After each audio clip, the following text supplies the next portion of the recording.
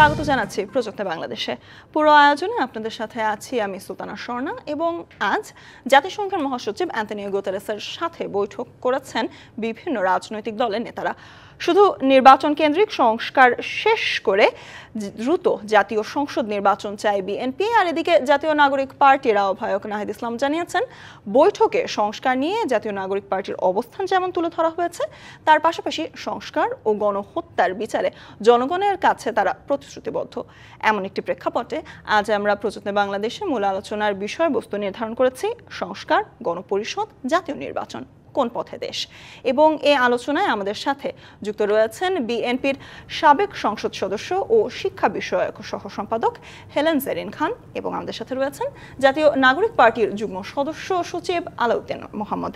স্বাগত জানাতে চাই আপনাদের দুজনকেই প্রযুক্তি বাংলাদেশে। এবং গত কয়েকদিন ধরে যদি বলি, অ্যান্তনিও গুতেরেসের বাংলাদেশ ভ্রমণ নিয়ে কিন্তু পুরো বিশ্বের চোখ বাংলাদেশের দিকে। এবং গতকালের কথাই যদি বলি, তিনি রোহিঙ্গাদের সাথে ইফতার করেছেন এবং দিনব্যাপী কিন্তু রোহিঙ্গাদের সাথেই তিনি ছিলেন। তবে আজ তার কার্যকলাপ কিন্তু একটু ভিন্ন ছিল। আজ সারাদিন তিনি বিভিন্ন রাজনৈতিক দলের সাথে বৈঠক করেছেন, বিভিন্ন সুধী সমাবেশের সাথেও কিন্তু তিনি বৈঠক করেছেন। এবং সেক্ষেত্রে হেলেন জেরিন খান, আপনাকে দিয়ে আসলে শুরু করতে চাই। বিএনপির মহাসচিব কিন্তু আজ আবারও সুস্পষ্ট করেছেন যে সংস্কার দ্রুত করে নির্বাচনের দাবি চাইছে বিএনপি। সেক্ষেত্রে আসলে আমাদের আজকের যে বিষয় সংস্কার, গণপরিষদ, জাতীয় নির্বাচন, কোন পথে দেশ, সেটি আপনি কি মনে করছেন? ধন্যবাদ আপনাকে, ধন্যবাদ দর্শক শ্রোতাদেরকে এবং সহ আলোচক হিসেবে যিনি এখানে উপস্থিত হয়েছেন তাকেও। অত্যন্ত গুরুত্বপূর্ণ বিষয়গুলো, যে বিষয়গুলো আসলে বাংলাদেশের মানুষের মুখে মুখে আলোচিত হচ্ছে, সেই বিষয়গুলোই আপনি এখানে তুলে এনেছেন এবং এটা সম্পর্কে আমার মতামত জানতে চেয়েছেন। হ্যাঁ, সারা বিশ্বই জাতিসংঘের মহাসচিব যিনি এসছেন অ্যান্তনিও গুতেরেস, তার এই সফরকে কেন্দ্র করে সারা বিশ্বই বাংলাদেশের দিকে তাকিয়ে আছে। এবং আরেকটা কারণও বাংলাদেশের এই মুহূর্তে খুবই গুরুত্বপূর্ণ, কারণ বাংলাদেশে যে রোহিঙ্গারা, আমাদের এত ছোট দেশ, এত অধিক সংখ্যক লোক, তার মধ্যে আবার প্রায় 12 লক্ষের মতো রোহিঙ্গাদেরকে আমাদেরকে আজকে প্রায় 7-8 বছর যাবৎ তাদেরকে লালন পালন করতে হচ্ছে। সেই কারণেই এই সফরটিকে অত্যন্ত গুরুত্বপূর্ণ আমরা মনে করি। এবং আমাদের প্রত্যাশা যে জাতিসংঘের এই অ্যান্তনিও গুতেরেসের এই সফরকে কেন্দ্র করে আমাদের রোহিঙ্গাদের যে দীর্ঘদিনের যে আমরা সমস্যা মধ্যে আছি সেটার একটা সমাধান হবে, এটা বাংলাদেশের পক্ষ থেকে এবং জাতীয়তাবাদী দলের পক্ষ থেকে আমরা প্রত্যাশা করি। কিছুটা হলো হয়তো কারণ যদিও আমরা দেখি যে যেই মুহূর্তে অ্যান্তনিও গুতেরেস বাংলাদেশে এসছে সেই মুহূর্তে কিন্তু আমরা দেখতে পাচ্ছি যে বিভিন্ন ইন্টারন্যাশনাল যে সংস্থাগুলো আছে সেই সংস্থাগুলোতে যে অনুদান দেওয়া হতো রোহিঙ্গাদেরকে, সেই অনুদানগুলো কিন্তু আরো কমে গিয়েছে। তো আমরা প্রত্যাশা করি যে এটা আরো বৃদ্ধি পাক, কিন্তু বাস্তবতা কিন্তু ভিন্ন। বাস্তবতা হচ্ছে যে আরো কমে যাচ্ছে। এবং এই মুহূর্তে জাতিসংঘে অ্যান্তনিও গুতেরেসের এই সফরের মধ্যে দিয়ে আমরা যেটা বুঝি কিংবা বাংলাদেশের মানুষ প্রত্যাশা করে, কিন্তু বাস্তবতা হচ্ছে ভিন্ন, যে জাতিসংঘের কিন্তু আসলে ওই ধরনের ক্ষমতাই নেই যে এই রোহিঙ্গাদেরকে যে অর্থনৈতিক যে অনুদান দিবে সেই ব্যাপারে তারা বিরাট কোনো ভূমিকা রাখবে। তারপরেও এই সফরকে আমরা খুবই গুরুত্বপূর্ণ মনে করি এবং তিনি ওখানে গিয়েছেন, স্পটে গিয়েছেন, 1 লক্ষ রোহিঙ্গার সাথে ইফতার পার্টি করেছেন, আমাদের প্রধান উপদেষ্টাও সেখানে ছিলেন। সব মিলিয়ে এটা খুবই আলোচিত একটা বিষয়। আর তারপরে আজকে আর একটা যেটি হয়েছে সেটা হচ্ছে যে তিনি আজকে পলিটিক্যাল দলগুলোর সাথে তিনি একটা সাক্ষাৎ করেছেন, এখানকার মতামত নিয়েছেন। জাতিসংঘ নিশ্চয়ই, জাতিসংঘের সদস্য হিসাবে বাংলাদেশ সবসময়ই কিছু আমাদের যে নীতিমালা আছে সেগুলো আমরা সবসময় পালন করে থাকি। তো সেই কারণে অ্যান্তনিও গুতেরেসের এই সফরে তিনি পলিটিক্যাল দলগুলোকে সাক্ষাৎ দিয়েছেন। যদিও আমরা আমরা জাতীয়তাবাদী দল আমরা দীর্ঘদিন এদেশে রাষ্ট্র পরিচালনায় ছিলাম, বিরোধী দলে ছিলাম। সেই কারণে আমরা জাতিসংঘের অ্যান্থনি গুতেরেস কেন এর আগে যে বান কি মুন এসেছিলেন কিংবা তার আগে যারা এসেছেন, বিএনপির কাছে নতুন তেমন কিছু না, কারণ বিএনপি তো যেহেতু দীর্ঘদিন এবং এই বাংলাদেশের সর্ববৃহৎ দল হিসেবে বিএনপি এই ধরনের প্রোগ্রামগুলো অনেকবার ফেস করেছে। কিন্তু নতুন নতুন অনেকগুলো দল এবং যেমন নাগরিক কমিটি দল যেটা হয়েছে, তাদের কাছে তো এটা খুবই একটা প্রত্যাশিত বিষয়, কিংবা আরও ছোট ছোট দলগুলা তারা বিভিন্ন সময় এই সুযোগটা পায় নাই, তো এবার সেটা পাচ্ছে। তো বিএনপির পক্ষ থেকে আমরা যেটা দেখেছি যে আমাদের সংগ্রামী মহাসচিব গিয়েছিলেন এবং আমাদের স্থায়ী কমিটির অন্যতম সদস্য সালাউদ্দিন আহমেদ গিয়েছিলেন এবং সেখানে অ্যান্থনি গুতেরেসের সাথে কথা বলেছেন। আমরা আগামী বাংলাদেশকে কিভাবে চিন্তা করি, আগামী রাষ্ট্রটি আমরা কিভাবে বিনির্মাণ করতে চাই, বিএনপির পক্ষ থেকে আমরা সেটা উপস্থাপন করেছি, সেটা তুলে ধরেছি। এবং বিশেষ করে এই জায়গাটায় বারবার করে যেটা আপনি এখানে এজেন্ডা হিসাবে নিয়ে এসছেন যে নির্বাচন সংস্কার এবং গণপরিষদ, তো আমরা যেটা বারবার করে বলেছি যে একটা অবাধ সুষ্ঠু নিরপেক্ষ নির্বাচনের জন্য, কারণ আপনি জানেন যে বিগত প্রায় 17 বছর বাংলাদেশের মানুষ যেই বাংলাদেশের নাগরিক যার বয়স আজকে 30, সেও কিন্তু ভোট দিতে পারেনি। তো 17 বছর যাবৎ বাংলাদেশের মানুষ কিন্তু ভোট দিতে পারছে না। যদিও 2008 সালের নির্বাচনে অনেকে বলে থাকে যে একটা ফেয়ার ইলেকশন হয়েছে, কিন্তু আমরা জাতীয়তাবাদী দল জানি যে সেটাও কিন্তু একটা পাতানো নির্বাচন ছিল।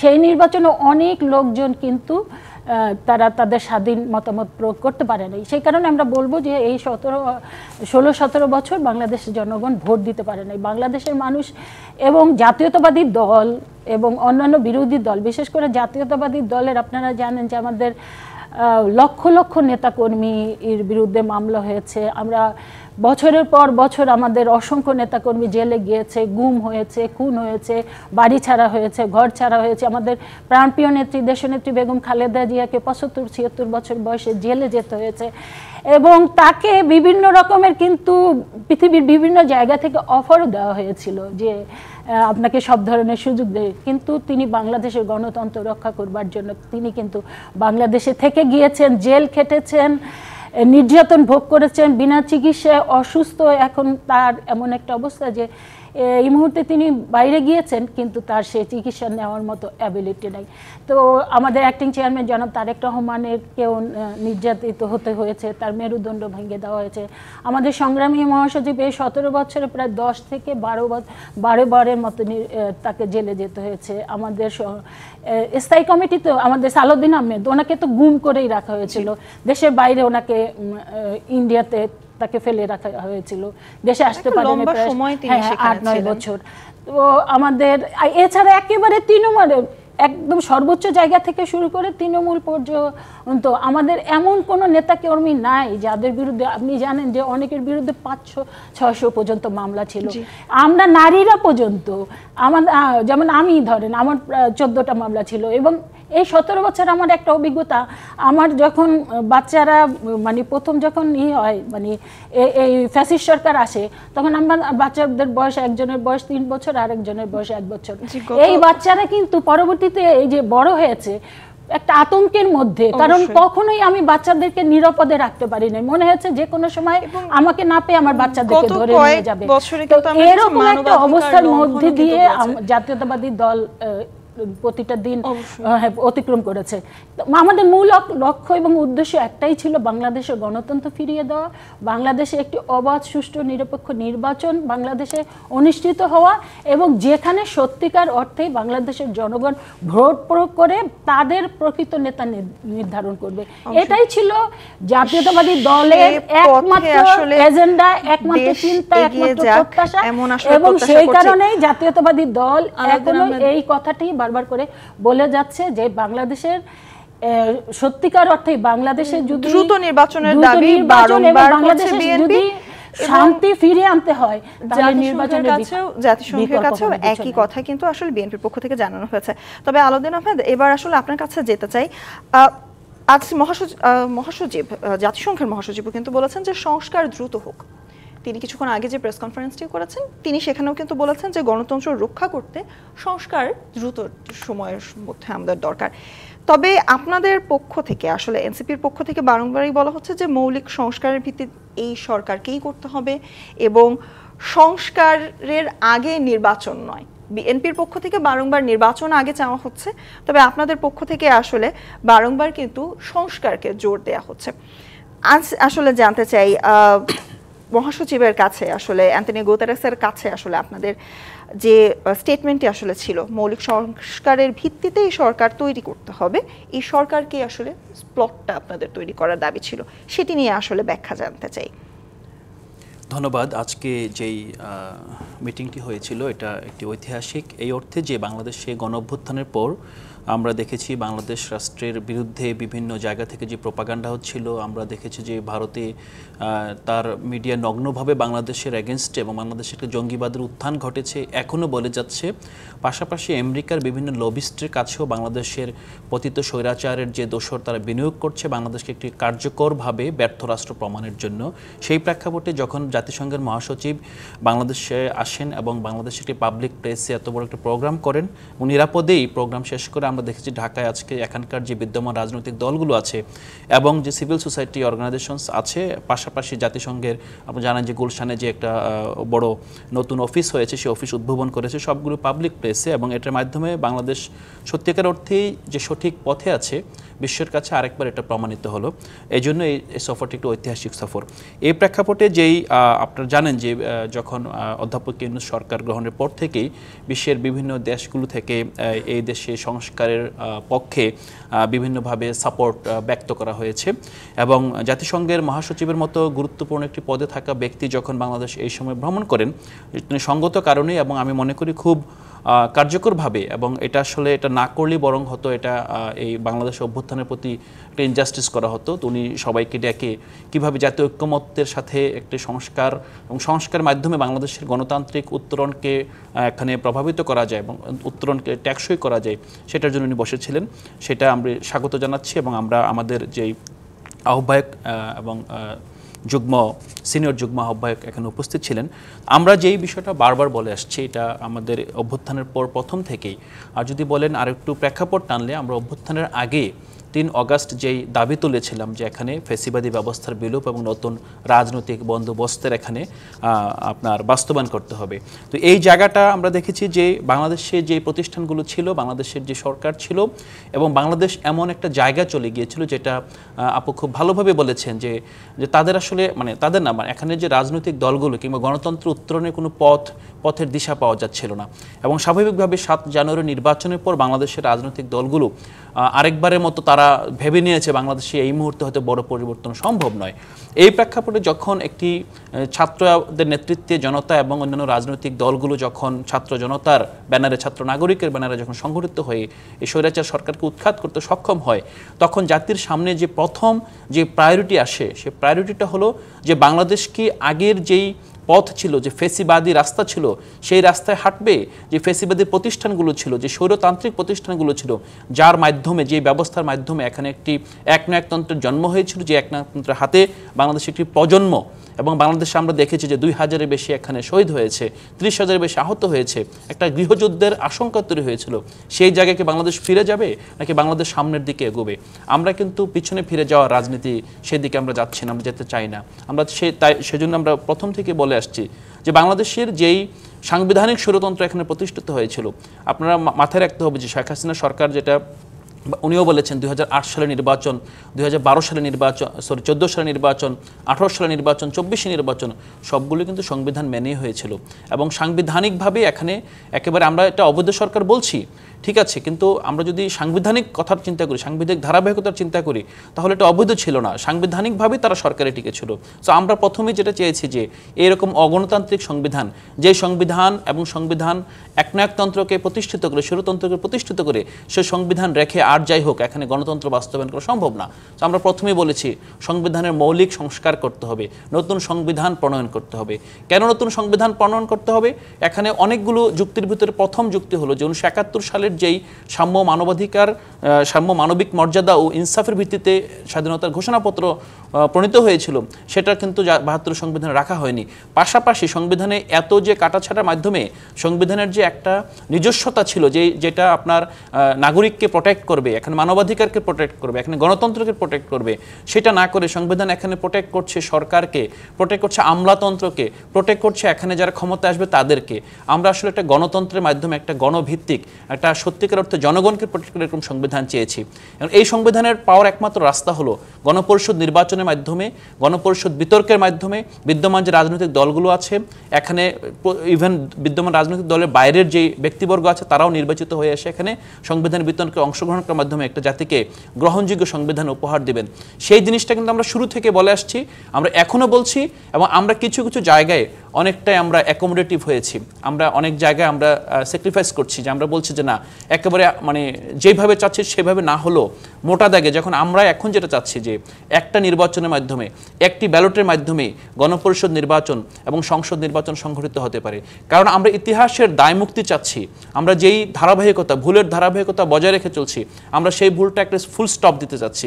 আমরা নতুন একটা যাত্রা শুরু করতে যাচ্ছি, যে যাত্রা আসলে এখানে এই দেশের সর্বমানুষের, সর্ব রাজনৈতিক দলের এবং সবার একটা অংশগ্রহণ থাকবে। এমনকি যেই সরকার এখান থেকে উৎখাত হয়েছে, সেই সরকারের যে দোসররা এখানে রয়ে গিয়েছে, তাদেরও কিন্তু এখানে একটা স্টেক আছে রাষ্ট্রের মধ্যে। আমরা কিন্তু সেটা অস্বীকার করলে চলবে না। হয়তো আমরা বিচার চাই, আমরা অবশ্যই বিচার চাই, এবং তাদেরকে রাজনীতিতে বৈচারিক প্রক্রিয়ায় যেভাবে আপনার ব্যবস্থা নিতে হবে সেটা চাই। কিন্তু তাদের যে সাধারণ জনগণ আছে, আমরা যদি সংসদের মাধ্যমে সংবিধান, আমরা যদি সংসদের মাধ্যমে সংবিধান সংস্কারের মতো গুরুত্বপূর্ণ একটা জায়গায় হাত দেই, এটা ভবিষ্যতে প্রশ্নবিদ্ধ হতে পারে। সো আমরা সেই জায়গা থেকে কিন্তু আমরা গণপরিষদ নির্বাচনের দাবি জানিয়েছি, এবং একই সাথে যেহেতু এই মুহূর্তে বিএনপি বাংলাদেশের সবচেয়ে বড় রাজনৈতিক দল, এবং আগামী নির্বাচনে আমরা বুঝতেই পারছি যে তার সামনে আপনার প্রতিযোগিতা করে ক্ষমতা আসা অন্য কারোর পক্ষে সম্ভব না। সেমটা কিন্তু গণপরিষদ নির্বাচনের ক্ষেত্রেও সম্ভব না। আমরা এই জন্য তাদের যে চাওয়া, তাদের চাওয়াটার উপর, যেহেতু তারা দ্রুত নির্বাচন চাচ্ছে এবং দ্রুত নির্বাচনের সাথে তাদের দল এবং তাদের দলের অনেকগুলো বিষয় যুক্ত আছে, আমরা চাচ্ছি যে তাদেরকে যাতে এখানে অ্যাকোমোডেট করে, তাদের চাওয়ার সাথে অ্যাকোমোডেট করে আমরা একই নির্বাচনে কিন্তু দুটো দাবি জানিয়েছি। এখন এই যেই পর্যায়ে আসছি, আমরা এখন পর্যন্ত আমরা খুব স্পষ্টভাবে বলতে চাই, বাংলাদেশে নির্বাচন অবশ্যই হবে, কিন্তু নির্বাচন হবে গণপরিষদ নির্বাচন। বাংলাদেশে অবশ্যই সংস্কার হতে হবে, যে সংস্কার না হলে বাংলাদেশ আজকে যেই ব্যবস্থা আছে সেই ব্যবস্থার পরিবর্তন সম্ভব না। জি, আমরা এই ব্যাখ্যাতে আসবো, তবে তার আগে নিতে চাই প্রযত্ন বাংলাদেশে একটি বিরতির সাথেই থাকুন। আবারও স্বাগত জানাচ্ছি প্রযত্ন বাংলাদেশে, এবং আজ আমরা আলোচনা করছি সংস্কার, গণপরিষদ, জাতীয় নির্বাচন, কোন পথে দেশ।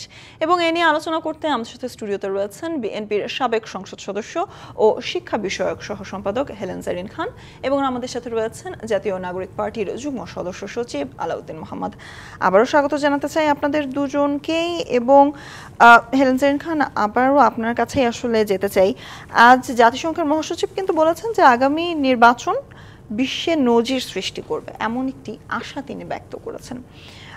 কিন্তু বিভিন্ন রাজনৈতিক দলগুলোর সাথে যখন কথা হয়েছে, এমনকি বিএনপির পক্ষ থেকেও আসলে মহাসচিব কিন্তু বলেছেন যে নির্বাচনের তারিখ নিয়ে জাতিসংঘের সাথে আসলে বৈঠক করা, সেটি আমাদের এটি একেবারে অভ্যন্তরীণ বিষয়, এটিতে আসলে তাদের মন্তব্য নিষ্প্রয়োজনীয়।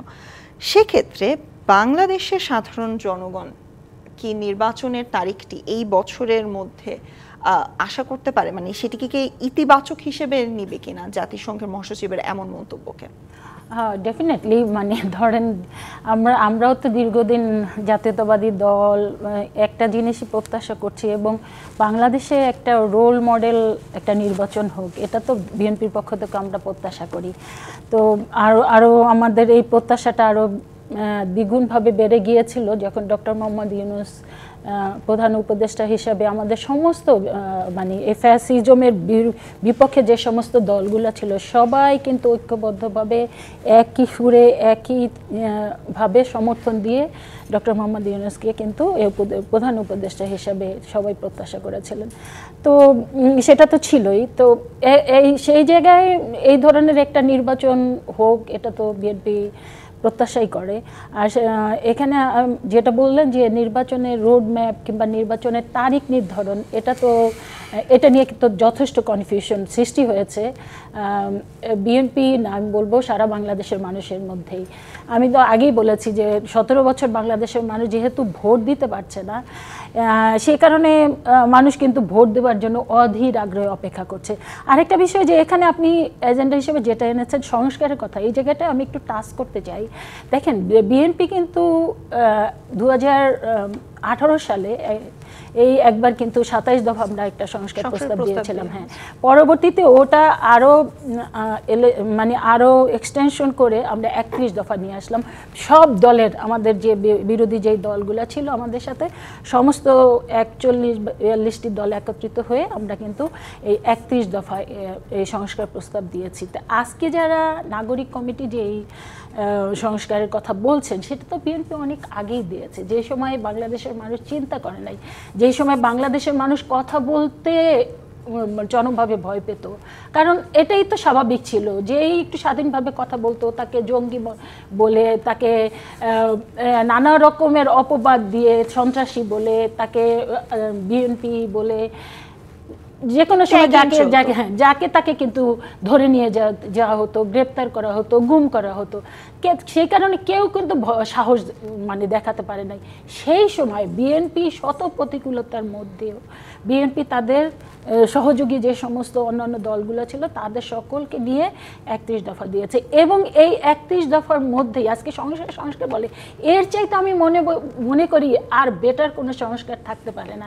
দেখেন 31 দফার মধ্যে কি আছে, এখানে 31 দফার মধ্যে আছে যেটা আমরা দেখি যে ধরেন আমাদের সামনে যে রোল মডেল হিসাবে যে গণতন্ত্রগুলো আমাদের কাছে আমরা ফলো করে থাকি, সেটা হচ্ছে আমেরিকার মানে নির্বাচন, কিংবা আমেরিকার যে এই মানে কি বলবো রাষ্ট্র পরিচালনায় যে আইনগুলো চলছে, সেটাকে আমরা করি। তো আমেরিকায় কি হয় যে এক ব্যক্তি 2 টার্মের বেশি প্রেসিডেন্ট নির্বাচন করতে পারবে না। আমরা কিন্তু সেইটা নিয়েছি, পৃথিবীর মধ্যে সবচেয়ে ভালো উদাহরণটি আমরা অ্যাকসেপ্ট করেছি। আমরা বলেছি যে এক ব্যক্তি পরপর 2 বারের বেশি প্রধানমন্ত্রী হতে পারবে না, এবং আমরা রাষ্ট্রপতি এবং প্রধানমন্ত্রীর মধ্যে ক্ষমতার ভারসাম্য আনার চেষ্টা করেছি। আমরা বলেছি একটা রেইনবো ন্যাশন আমরা করতে চাই, জাতীয় ঐক্যমত্যের একটি সরকার গঠন করতে চাই। আমরা বলেছি যে পার্লামেন্ট দ্বিকক্ষ বিশিষ্ট হবে, এখানে আপার হাউস এবং লোয়ার হাউস, মানে উচ্চকক্ষ এবং নিম্নকক্ষ, আমরা সেটার কথা বলেছি। আমরা এই ধরনের 31টা দফা কিন্তু জাতির সামনে উপস্থাপন করেছি, এবং এইটা বাস্তবায়ন করবার জন্য আপনারা জানেন বিএনপি কিন্তু এখন সবচেয়ে বেশি যেই কাজটি নিয়ে ব্যস্ত আছে, মানে জাতিকে যে জিনিসটি নিয়ে বেশি সচেতন করার জন্য চেষ্টা করছে, সেটা হলো যে এই যে আমাদের 31 দফা, এখানে ব্যক্তি স্বাধীনতার কথা বলা হয়েছে, এখানে আমাদের বিচার বিভাগের সংশোধনের কথা বলা হয়েছে, এখানে নির্বাচন কমিশনের আমূল পরিবর্তনের কথা বলা হয়েছে, এই বিষয়ে, এবং নারীর ক্ষমতায়নের কথা বলা হয়েছে। শিক্ষা ক্ষেত্রে একটা ব্যাপক মানে নতুন চিন্তা চেতনা নিয়ে আসা দরকার। শিক্ষায় যে আমাদের চরমভাবে নৈরাজ্যের সৃষ্টি হয়েছে, সেই জায়গায় আমরা একটা পরিবর্তনের কথা বলেছি। এই বিষয়গুলো কিন্তু আমরা এখন একেবারে তৃণমূল পর্যায়ে, আজকেও আমি কিন্তু ফরিদপুর বিভাগীয় একটা বর্ধিত সভায় গিয়েছিলাম, কিন্তু আমাদের মূল লক্ষ্য ছিল ওইটাই, যে 31 দফা একদম তৃণমূল পর্যায়ে পর্যন্ত আমাদের পৌঁছে যাওয়া, এবং বাংলাদেশের নতুন বাংলাদেশ, এই যে নতুন যে বন্দোবস্ত, এটা তো বিএনপি সবার আগে বলেছে যে আমরা একটা নতুন বন্দোবস্ত এবং নতুন রাষ্ট্র কাঠামো হিসাবে বাংলাদেশকে নতুনভাবে দেখতে চাই। এই 31 দফার মধ্যে কিন্তু সব কিছু আছে। সেই জায়গায় কিন্তু আমাদের এই যে নতুন বন্ধুরা যারা, আমরা আসলে তাদেরকে খুবই গুরুত্ব দিয়ে থাকি বিএনপি, কারণ তারাই এই তরুণরা, যদিও নাগরিক কমিটি, নাগরিক পার্টি, এটা একটা, আমি মনে করি যে এটা একাংশ, কারণ এই তরুণদের মধ্যে আমাদের জাতীয়তাবাদী ছাত্র দল আছে এবং অন্যান্য যে দলগুলো আছে তাদেরও কিন্তু ছাত্র সংগঠন আছে। তো সে তারপরেও আমরা কিন্তু এই নাগরিক কমিটিকে আমরা কিন্তু খুবই গুরুত্ব দিচ্ছি। তো আমরা বলবো যে তাদেরকে বলবো যে আপনারা আমাদের এই 31 দফাটা পড়েন, ভালো করে দেখেন সেটা। আর আলোচনার টেবিলে আমরা সব ধরনের বিষয়গুলাই নিয়ে আসতে চাই, এবং এটাই তো গণতন্ত্রের সৌন্দর্য, যে এখানে সব ধরনের বিষয়, মানে প্রত্যেকটা নাগরিক তার চিন্তা চেতনা প্রকাশ করার স্বাধীনতা থাকবে। সেটা আমার কাছে খারাপ লাগতেও পারে, কিন্তু তারপরও আমি সেটা কিন্তু বাধা দিতে পারি না। তো এই বিষয়গুলো আমরা বিএনপির পক্ষ থেকে, এই যে ধরেন আজকে যে বিএনপি সংগ্রামী মহাসচিব আপনি যেটা বললেন জি। যে ছোট্ট করে আসলে জাতিসংঘের যে মহাসচিবের সাথে সাক্ষাতের বিষয়টি বলেছেন, এক জায়গায় কিন্তু উনি বলেছেন যে আসলে বিষয়টা এই যে গোল টেবিলের একটা বিষয় কিন্তু আমি তেমন কিছু মানে বুঝতে পারলাম না। এটার কারণ কি, এটা হচ্ছে কি যে বুঝতে পারে নাই, তারপরও কিন্তু আমরা গুরুত্ব দিচ্ছি। আমরা প্রত্যেকটা বিষয়কে, কোনো কিছুকেই কিন্তু বিএনপি হালকা করে দেখছে না। আমরা প্রত্যেকটা বিষয়কেই গুরুত্ব সহকারে নিচ্ছি এবং প্রত্যেকটা বিষয় আমাদের মূল লক্ষ্য হচ্ছে গোটা জাতিকে ফ্যাসিবাদের বিরুদ্ধে যারা আছে তাদের প্রত্যেককে একত্রিত করে আমরা একটা শক্তিশালী বাংলাদেশ গড়ে তুলব। অবশ্যই আলাউদ্দিন মোহাম্মদ কতটুকু আসলে আপার সাথে একমত আপনি সেটি যেমন জানতে চাই, এবং আপা শেষ করলো যেটি বলে আসলে শক্তিশালী একটা বাংলাদেশ আমরা গড়তে চাই, সেক্ষেত্রে সংস্কার কতটুকু গুরুত্বপূর্ণ সে প্রশ্ন আসলে করব না, কিন্তু সংস্কারের আগে নির্বাচনের কথা বারংবারই যে বিএনপি বলছে, এবং আপনিও একটু আগে বললেন কিন্তু গণপরিষদ নির্বাচন এবং জাতীয় নির্বাচন দুটি একসাথেই করা সম্ভব, সেটা কি আসলে কতটুকু আপনি মনে করছেন যে এই বছরের মধ্যেই করা সম্ভব? হ্যাঁ, প্রথমত আপু যেটা বললেন যে 31 দফা 27 দফা থেকে যখন গণতন্ত্র মঞ্চের সাথে বিএনপি একীভূত হলেন কিছু জায়গায় যুগপৎ আন্দোলনে, তখন 31 দফায় রূপ নিল এটা। তো 31 দফা নিয়ে আমাদের কোনো এটা গুরুত্ব নিয়ে আমাদের কোনো দ্বিমত নেই, অবশ্যই এটা গুরুত্বপূর্ণ। তবে একটা বিষয় আমাদেরকে বুঝতে হবে যে 31 দফা তো ঘোষণা হয়েছে ইভেন গত নির্বাচনেরও আগে। তো সেই দফায় যেই দাবিগুলো ছিল, প্রস্তাবগুলো ছিল, এগুলো বেশিরভাগই এই ইন্টারিম গভর্নমেন্টের সময় বাস্তবায়ন হচ্ছে প্রথমত। দ্বিতীয়ত হলো যে 31 দফা ঘোষণা হয়েছিল একটি শান্তিপূর্ণ সময়ে, একটি ফেসিবাদী নিষ্পেষণের সময়ে, কিন্তু এরপরে একটি বড় বিপ্লব ঘটে গিয়েছে। এখানে এমন একটি মানে গৃহযুদ্ধর মতো পরিস্থিতি ঘটে গিয়েছে, যেখানে আইনশৃঙ্খলা বাহিনীর সদস্যরা, এখানে আপনার গত স্বৈরতন্ত্রের যেই দোসররা, তাদের যেই সাথে যুক্ত বিভিন্ন গোষ্ঠীগুলো সবাই নিরস্ত্র জনগণের উপরে অস্ত্র তাক করে একটা সিচুয়েশন তৈরি করেছিল, যেই যুদ্ধে ছাত্র জনতা জয়ী হয় এবং বিএনপিও সেই যুদ্ধের জয়ীদের অংশ। তো সেই প্রেক্ষাপটে বিএনপি কি 31 দফার সংস্কার করেছে? বিএনপি কি বৈপ্লবিকভাবে গণঅভ্যুত্থানের পর যে এত রক্তপাতের পর যে জনগণের যেই আপনার সাইকোলজি, জনগণের যে প্রত্যাশা আকাঙ্ক্ষা পরিবর্তন হয়ে গিয়েছে, বিএনপি কি সেই পরিবর্তনের আলোকে নতুন বৈপ্লবিক কিছু অ্যাড করেছে? এই প্রশ্নটা আমি রাখতে চাই। দ্বিতীয়ত হলো যে এই যদি আপনার এই সংস্কার, আমরা এই প্রসঙ্গে আসলে আসবো, তবে তার আগে নিতে চাই ছোট্ট একটি বিরতি। প্রযুক্তি বাংলাদেশের সময় হলো একটি বিরতির সাথেই থাকুন। আবারও স্বাগত জানাচ্ছি প্রযুক্তি বাংলাদেশে, এবং আমরা আজ আলোচনা করছি সংস্কার, গণপরিষদ, জাতীয় নির্বাচন, কোন পথে দেশ, এই বিষয়। এবং আলোচনা করতে আমাদের সাথে রয়েছেন হেলেন জারিন খান, রয়েছেন আলাউদ্দিন মোহাম্মদ। আলাউদ্দিন মোহাম্মদ, আপনার কাছে আসলে ছিলাম এবং শুনছিলাম আপনার কথা। এ পর্যায়ে আসলে একটু যুক্ত করতে চাই যে গণহত্যার বিচারের আগে আপনারা বারংবারই কিন্তু এনসিপির পক্ষ থেকে বলা হচ্ছে যে গণহত্যার যে বিচার, সেই বিচারের আগে আপনারা নির্বাচন চান না। তার মানে কি আপনারা আরো নির্বাচন বিলম্ব করতে চাচ্ছেন? কারণ গণহত্যার বিচার কিন্তু সেটির একটি প্রক্রিয়া আছে। বিএনপির পক্ষ থেকে বারংবারই কিন্তু বলা হচ্ছে যে নির্বাচনের মতো এগোবে এবং বিচার কাজের মতো এগোবে। সেখানে আসলে এটি যদি পরিষ্কার করতেন। না, এখানে খুব স্পষ্টতই জাতীয় নাগরিক পার্টির যেই রাজনীতি যে দুটা বিষয়কে সার্কেল করে সংগঠিত হচ্ছে, সেটা হলো বিচার এবং সংস্কার। কারণ আমরা তো আসলে রাজনীতি করব বলে রাজনৈতিক দল গঠন করিনি। আমরা একটা ফ্যাসিবাদী ব্যবস্থার মূলোৎপাটন করতে গিয়ে নিজেদের জীবনের ঝুঁকি নিয়েছি, বন্ধুবান্ধব সহযোদ্ধাদের হারিয়েছি। হারানোর পর আমরা একটি নতুন বাংলাদেশে পুনর্গঠনের প্রকল্প নিয়ে আমরা রাজনীতিতে এসেছি। এই পুনর্গঠনের প্রথম ধাপ যেটা হলো, এখানে যে বিচারহীনতার সংস্কৃতি দীর্ঘদিন ধরে চলে এসেছে, এখানে শুধুমাত্র জুলাই গণহত্যা না, আমরা এখানে বিগত 15-16 বছরে যত হত্যাকাণ্ড ঘটেছে, এখানে বিডিআর গণহত্যা হয়েছে, শাপলায় গণহত্যা হয়েছে, আরও যত গুম খুন হয়েছে, সবগুলোর আমরা বিচার চাই। এখন আমরা নিজেরা অবশ্যই জানি যে বিচার খুব দ্রুত বাস্তবায়ন সম্ভব না, কিন্তু আমরা বিচারিক যে কাঠামো আছে আমরা সেই কাঠামোটাকে শক্তিশালী করতে চাই, যেখান থেকে ফাঁক ফোকরে যাতে এখানে অপরাধীরা বের না হয়ে যেতে পারে। কারণ আপনি নিশ্চয়ই একমত হবেন যে আগামী দিনে আপনার আমার নিরাপত্তা নির্ভর করছে গত দিনে যেই হত্যাকাণ্ডগুলো ঘটেছে সেগুলোর সুবিচার হচ্ছে কিনা।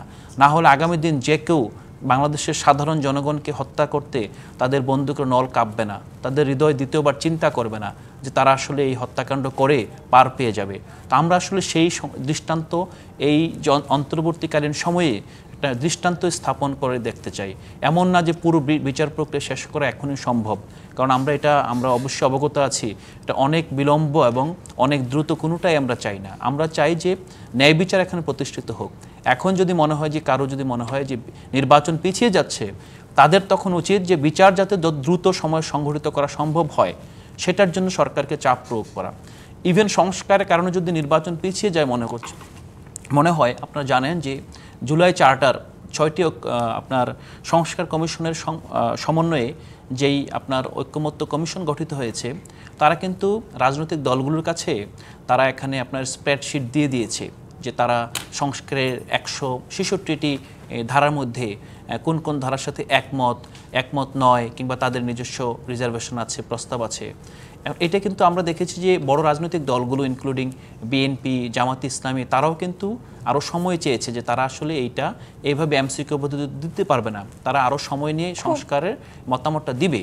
তাহলে আমরা যদি বলি যে নির্বাচন তো সবাই চায়, আমরাও নির্বাচন চাই, যেহেতু আমরা রাজনৈতিক দল, এখন আমরাও দ্রুত নির্বাচন চাই, কিন্তু এখন আমরা যে সংস্কারের মাধ্যমে আমরা যে পুনর্গঠন না করে যদি নির্বাচন হয়, আমরা তো ভয় পাচ্ছি নির্বাচনের পর বাংলাদেশ আবার পুরনো ধারায় পুরনো কায়দায় ফিরে যাবে, আমরা সেটা হতে দিতে চাই না।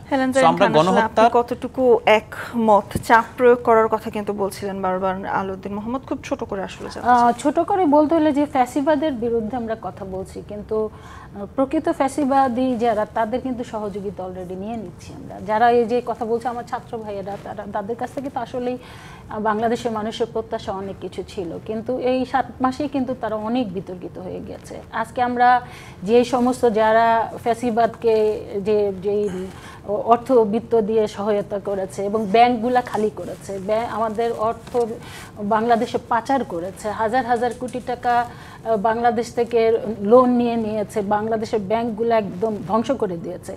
এই বড় বড় যেই শিল্পপতিরা এখন শোনা যাচ্ছে তাদের কাছ থেকে বিভিন্ন রকমের সহায়তা নিচ্ছে, এবং এইসব তারা এখন অনেক নেতাদেরকে, যে ছাত্র নেতাদেরকে কিনে ফেলেছে, এবং ছাত্র নেতাদেরকে কারো কথা সম্পর্কে শোনা যাচ্ছে যে তারা 400-500 কোটি টাকা বিভিন্ন নিয়ে নিয়েছে, এবং তাদের এই যে ইফতার পার্টি নিয়ে তারা এই 5 স্টার হোটেলের মতো জায়গায় তারা ইফতার পার্টি করে কি করে, তারা মানিক মিয়া অ্যাভিনিউর মতো জায়গায় প্রায় হাজার হাজার লোক এনে, এই সমস্ত এগুলা নিয়ে কিন্তু অলরেডি বিতর্কিত হয়েছে। আর বিচার জানাতে চাই আপনাকে, আর এর মধ্যে দিয়ে শেষ করতে চাই প্রযত্নে বাংলাদেশের আজকের আয়োজন। ডিবিসির সাথেই থাকুন।